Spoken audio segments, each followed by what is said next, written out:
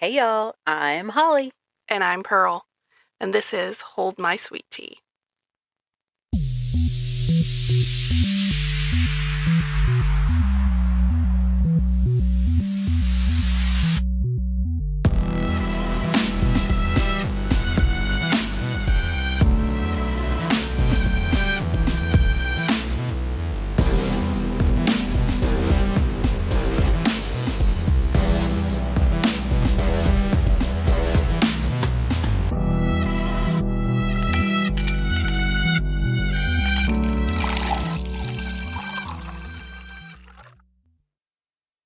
Welcome to Hold My Sweet Tea, the podcast where we sip tea and uncover hidden secrets and chilling crimes lurking beneath the surface of Southern hospitality. Yes, ma'am. Along with spooky tales and haunted history that give the South its eerie charm.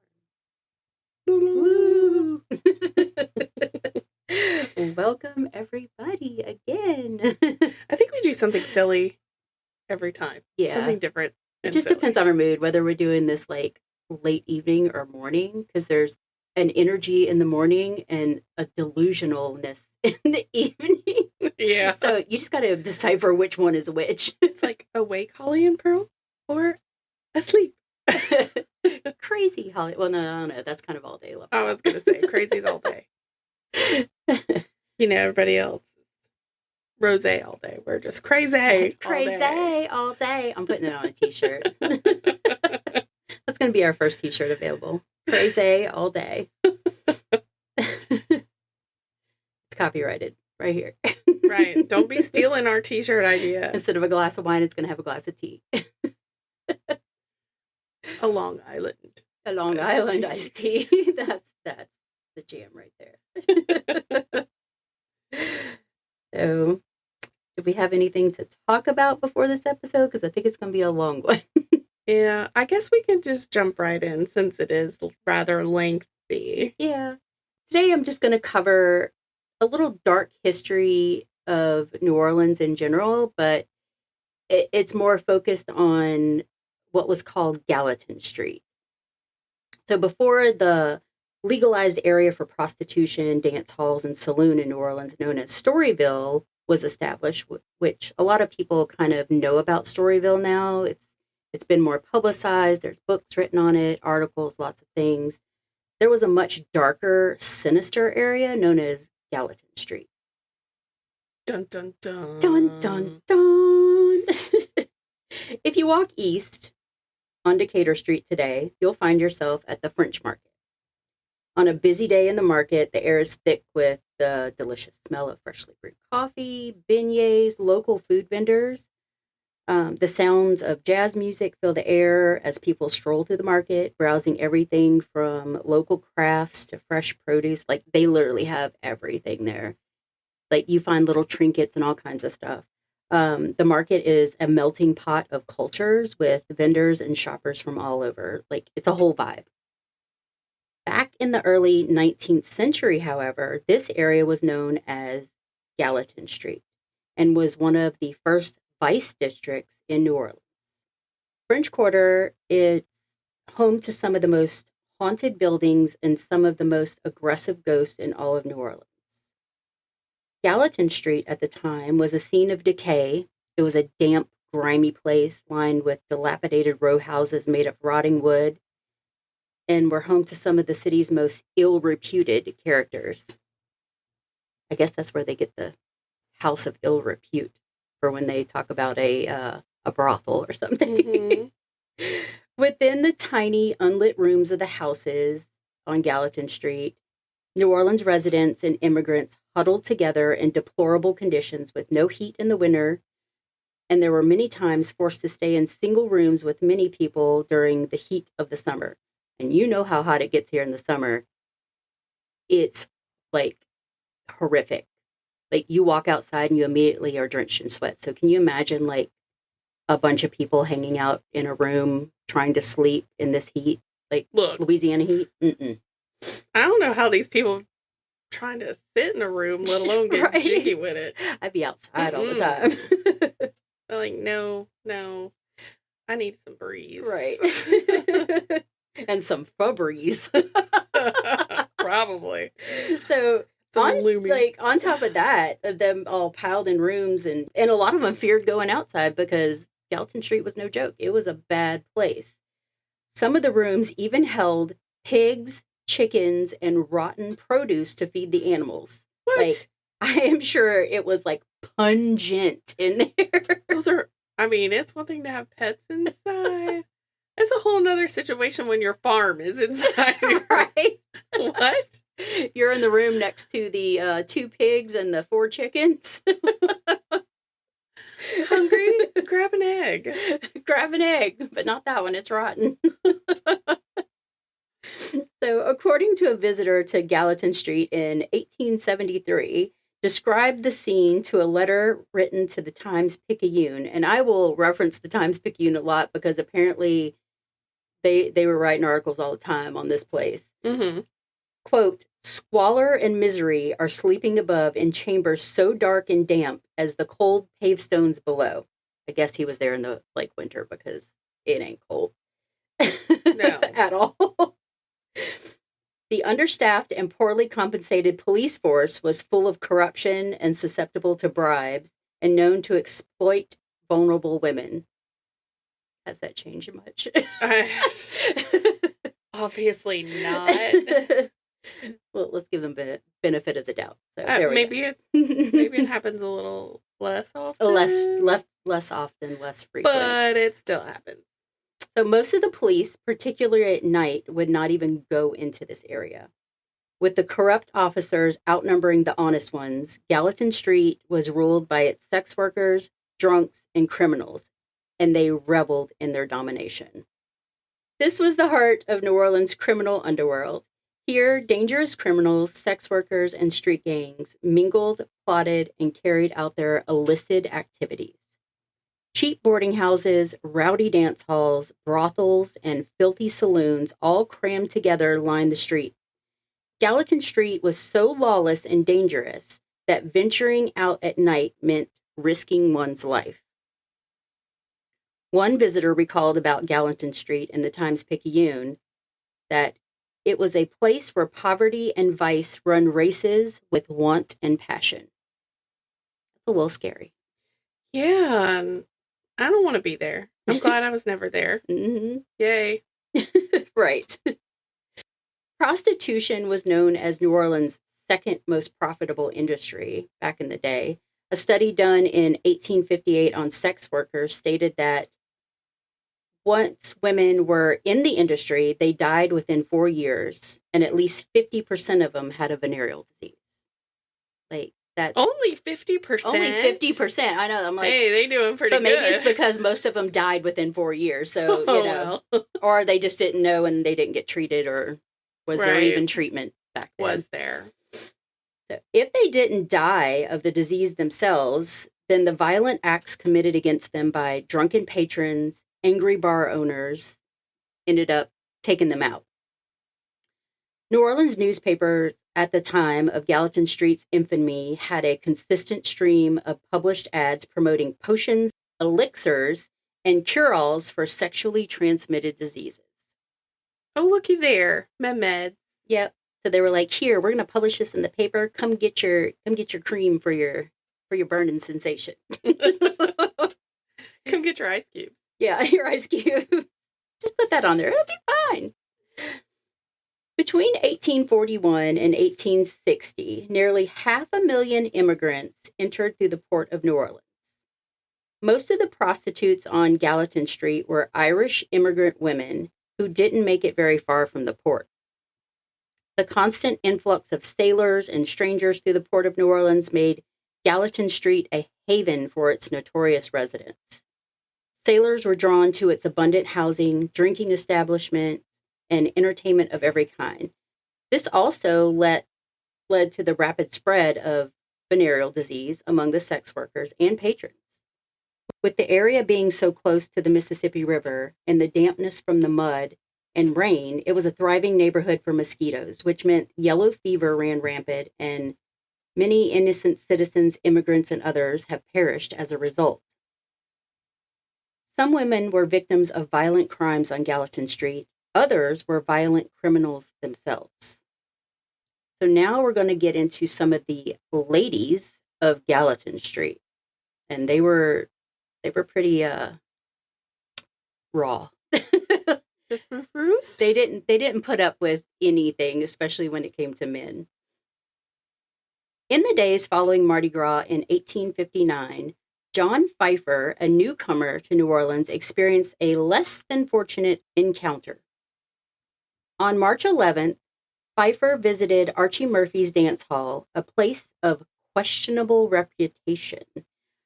While accounts differ on whether he initially declined alcohol, he had socialized with several women that night before going into a private room with Lisa Collins, who had noticed a handkerchief tied around his leg, and it was full of gold.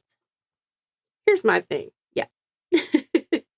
I don't know that there's any place around there that isn't of questionable reputation. Right.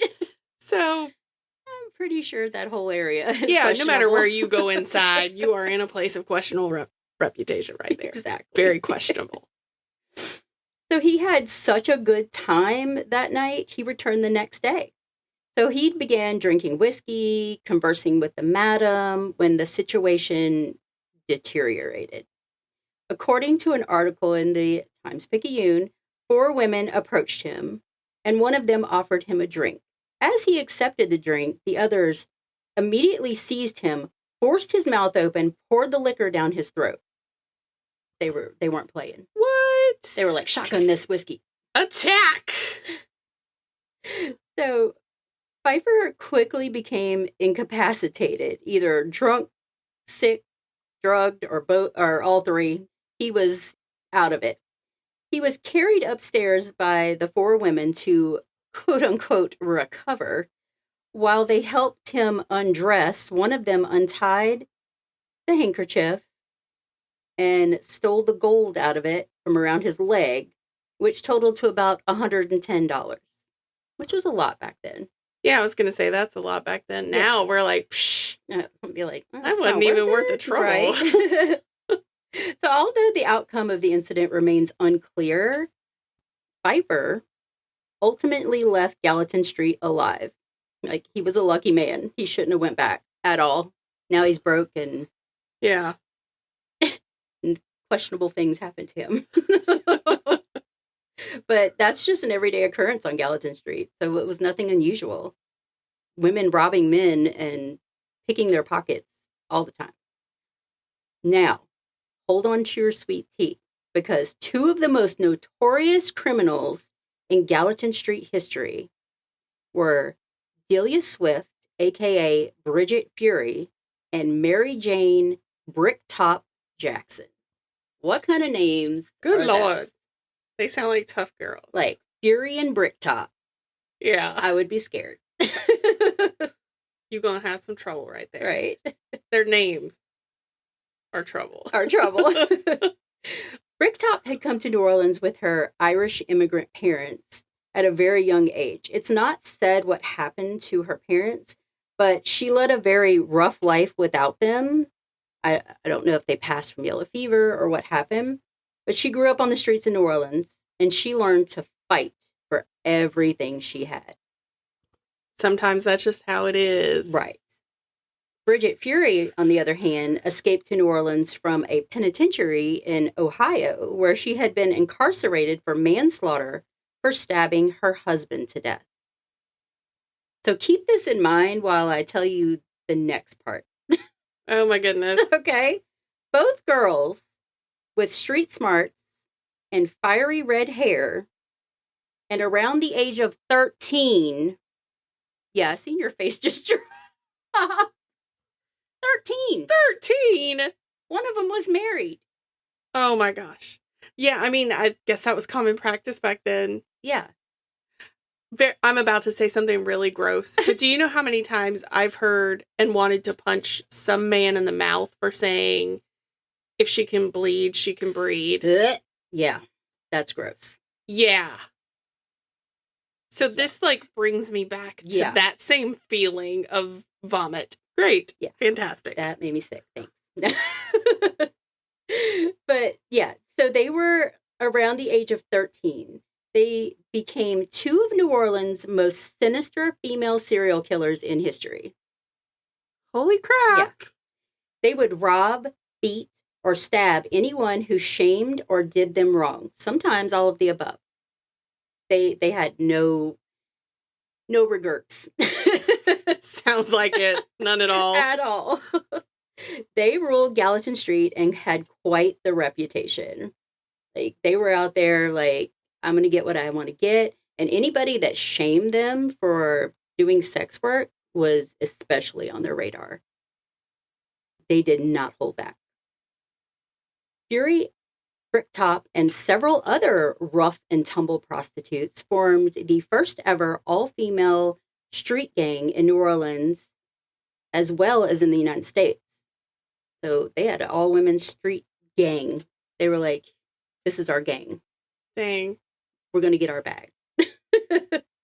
They were known as the Live Oak Gang, earning their name from the oak clubs that they carried around, as well as their meeting place near the river under the shade of the live oak tree. They were some of the worst criminals in and around Gallatin Street and responsible for most of the violence. That's crazy. Right. A gang of little preteen girls, yeah. girls. Preteen, yeah. I mean, they're tweens. There you go. Something. Something. No, tweens is before teen, right? Heck if I know anymore. When I was 13, I still had I've got Barbie pretend dolls. adults. I have pretend adults is what I call Right. mine right now. So I don't even know. Yeah. But I was just like these little raggedy children running around. Right. They're like, oh, we're just going to rob and kill you. Bricktop was a gruff and they describe her as a gruff and robust woman, but she's literally 13, 14 years old. I guess. Is she just considered a woman because she ain't living at home with mama and daddy? I guess so. I don't know. It said that she could beat up any woman or man in a brawl. She murdered 4 that we know of, men, and stabbed and beat many others. One brave man decided that he could call Bricktop a quote-unquote whore and get away with it. The man, said to be 7 feet tall, named Long Charlie. Oh my God. Long Charlie, 7 feet tall, was stabbed with Bricktop's weapon of choice, her trusty knife, a heavy 5-inch blade on either side with a center grip made of German silver. This custom knife allowed her to stab and slash in any direction without having to adjust the position of her hand. You know, I'm going to say that this probably would have been a great one to video because my dang face. I know, I keep seeing your face going, what? It is so twisty. That's why I was like, I was going to do a story on Storyville, and I was like, oh, I found this. I was like, no, I'm going to do this one. Yeah. We might do Storyville later on, because there is some stuff going on in there, too.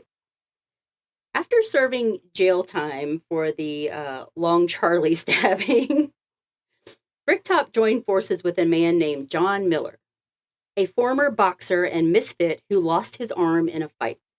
She getting a pimp? I think she is the pimp. Oh, okay. I don't know. She's pretty, rough and tumble, so. I'm just saying, it's like, what's she involving this dude for? She fell in love. So she was like, I'm in love with you. Let's get into she joined forces, but she also, was in a relationship with I see. So. Okay. Yeah. So instead of getting an artificial arm, John made a spiked ball and chain outfitted for his stump. Can you imagine these two walking, this robust woman and this guy with a ball and chain on his arm walking down the streets, turning heads? Yeah, I'm turning around and running the other direction. Right? You'd be like, get on the other side of the street. But their affection for each other didn't last long. When in 1861, John Miller tried to crack the whip, an actual cowhide whip, on Bricktop after a domestic dispute. She apparently turned the whip on him, giving him quite the flogging. In defense, John tried to use his ball and chain on Bricktop. Sorry, it's not funny, but it is. She quickly When you start, like, seeing this fight inside your head, I know.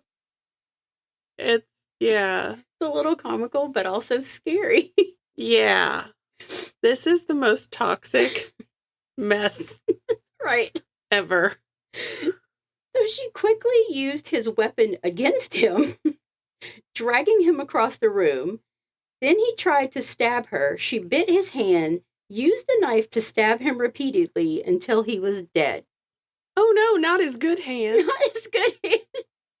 That's his mashed potatoes hand. Oh my God. Let me get right up in there. Oh my God, we're stupid. But we're not. Okay, all the giggles gone. So Bricktop was sent off to prison for the murder of John Miller, and she was never seen or heard from again. Some say she was released after 2 years and left New Orleans for good. But nobody really knows. In 1869, the Louisiana Courier, New Orleans Bee, and Times-Picayune newspapers printed the name Delia Swift, synonymous with robberies, prostitution, and murder. Found guilty of murder without capital punishment, the Louisiana court must have found life on Gallatin Street punishment enough, as Delia Swift was released on bail in 1859 for the murder of a man named Patrick Crowan, who had been walking with a group of friends and made a comment about, quote, women of certain class. Delia, who overheard him while sitting at a coffee stand, jumped up and confronted him. Crowan called her a slut. Sorry for the language. We're trying to keep it clean, but some things just have to come out, you know. It's okay. I'm already marking this one explicit. Yeah. Delia then fatally stabbed this man because he was talking some shit about her. Bricktop and Fury. I love that. Bricktop and Fury. I mean, in another world, Right. they sound like new Avengers. Right. Bricktop and Fury. Not here. Not here. They prostituted, they stole from New Orleanians and its visitors in order to survive the harsh environments of Louisiana. These strong women only reacted to the society they found themselves a part of by protecting each other. They wore the marks of a violent, dismal, and heartbreaking past they never wanted. On one hand, they did these bad things, but also they probably didn't know better, and this is how they were raised, to survive and to look out for themselves. They were obviously destitute. Yeah. Situations forever, and they were kids. Yeah. Yeah. Kids who were never taught to be any different than feral. Right. They were like out on the street being feral. One of them got married at probably 12. Kinda. Yeah. Crazy stuff. But they were badass. By the late 1890s, the Live Oak gang was no longer roaming the streets with their clubs looking for a fight. Most of them were in jail or dead. The police were no longer afraid to patrol Gallatin Street at night. In 1897, the city set boundaries of a new area called Storyville. Any dance houses and brothels found outside of Storyville's limits had to move within them. Gallatin Street quickly became a quiet and eerily haunting place that was once robust with vice and crime. They try to clean it up and contain it to a smaller area. Mm-hmm. So they were like, we're going to move all this over here, and we're going to get away from the riverfront and clean this area up and make it better. Okay. Okay. We're going to move you down here, but we want it better. We don't want it as rough and crazy. So we just put you here in like a neighborhood jail. It's cool. Yeah, it's fine. Lyle Saxton, journalist for the Times-Picayune, painted a bleak picture of Gallatin Street in 1924. He depicted it as a deserted and forgotten, occupied primarily by warehouses and storage facilities of produce merchants. The air, he wrote, was thick with the stench of the fish market and rotting garbage, while the narrow street itself was strewn with debris. Despite this squalor, Saxon noted the presence of a few old houses with tattered signs advertising rooms for rent.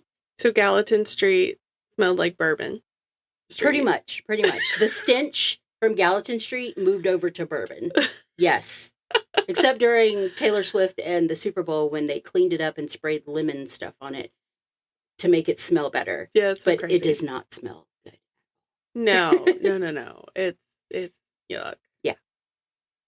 In 1935, Gallatin Street fell prey to a city ordinance which renamed the 2-block stretch French Marketplace. Plans fell in place for the expansion of the French Market as we know it today, and dangerous Gallatin Street was no longer alive with the sounds of brothels and bar rooms. It was now alive with the sounds of fruit wagons and Italian immigrants. In 1926, expansion of the French Market, which involved the demolition of over 40 buildings, effectively erased Gallatin Street in its history. Wow. So that was like a pretty harsh place to be in. And imagine being an immigrant coming off of a boat. You had to go up the Mississippi River. You're coming off of a boat. That's the first thing you see. You already sweating. You already stink. Yeah. You're stanky. You're sweaty. You're fitting right in. And then they're like, hey, I can let you make some money. This is how we're going to do it. And they even had these, they had saloons, but they were literally alleyways with like big barrels of cheap liquor that they would put tobacco in there for color to make it look like whiskey. And they would just like add all kinds of stuff in there. It was gross liquor. But for a nickel, you could fill up your pint from one of the barrels and whichever one you want. Some alley juice. New Orleans gravy. That's what I was going to say. So Gallatin Street is like the place where New Orleans gravy originated right there.